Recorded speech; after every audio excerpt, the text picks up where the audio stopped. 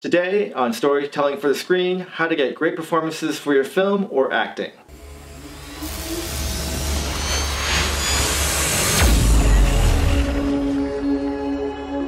Alright, so today's video is going to cover how to work with actors, or if you're an actor, how to act for film. And they're going to cover three basic concepts on how to get great performances on film. The first concept is actors really need to learn their lines by heart and memorize them completely. Now, the big problem is that actors often memorize their lines, but they don't do it 100%.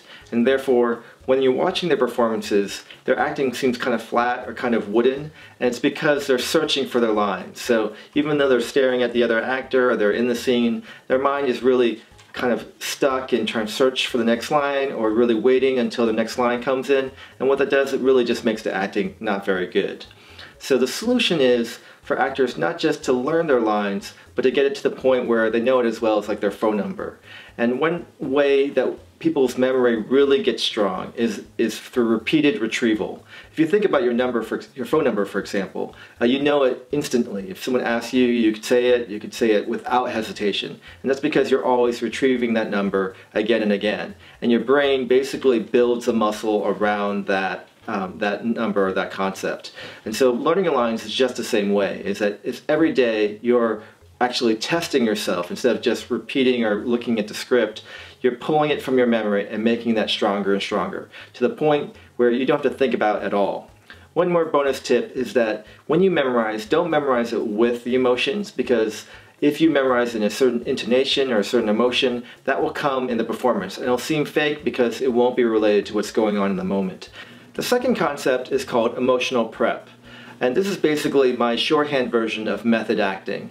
Now, method acting is really when actors try to get into character using their own experiences and really trying to replicate a reality so that it seems real to them. So emotional prep in my case is that every actor, before they do their filming, has to get into the emotional state of their character. And emotional prep works like this. The first step is you know your emotional goal. For example, in the scene, this actor has to be angry. Now, they could just fake being angry, but that will probably come off as flat and not three-dimensional. So then the second step is you need to think of a memory or a what-if scenario that will get you angry. So a memory is something where they've had some experience with someone who's wronged them, and that memory will send them into a feeling of anger. Or if they haven't experienced anger recently or something that's not very strong, then something that might have happened which would cause that anger to be triggered. The next step is the actors close their eyes, take a deep breath. Now this is really important because we as people are very defense oriented in terms of protecting our emotions and not trying to be vulnerable. And by closing your eyes, it allows you to kind of let your defenses down, and breathing kind of open up and being more vulnerable to emotion. And then the fourth step is taking that memory or that what-if scenario and visualizing it, and also experiencing it with all five senses. So that's visualization, listening to sounds that are related to the memory or the scenario, smells, touch, taste, all of that senses will actually make that experience as full and as visceral as possible. Once you've sort of engaged with that experience so that it actually generates emotion, a physiological response happens. Anger, oftentimes the blood runs faster. Happiness is the same thing, but there's a lighter feeling to it. Sadness, you can feel that slowing down. And once that emotion is engaged, then it's actually really easy to project that into a scene and make a scene believable and authentic. Alright, number 3 is playing the objective. Now, every actor, when they go in a scene, should know what they want from the other character or characters in the scene. For example, we're going to show you a scene from Good Will Hunting where Robin Williams plays Sean, who is a psychologist who's trying to connect with Will, who's played by Matt Damon.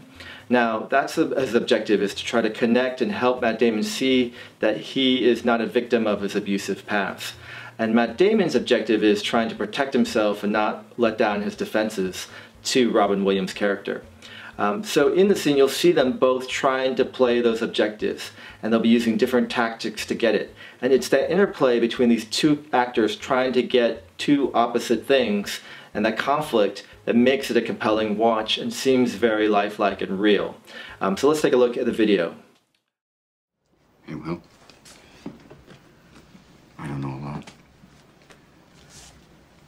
You see this? All this shit.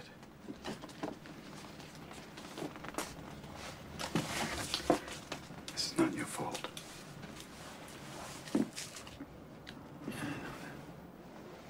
Look at me, son.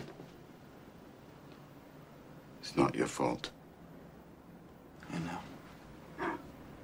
It's not your fault. I know. No, you don't. It's not your fault. I know. It's not your fault. All right. It's not your fault. It's not your fault. Don't fuck with me. It's not your fault. Don't fuck with me, all right? Don't fuck with me, Sean, not you. It's not your fault.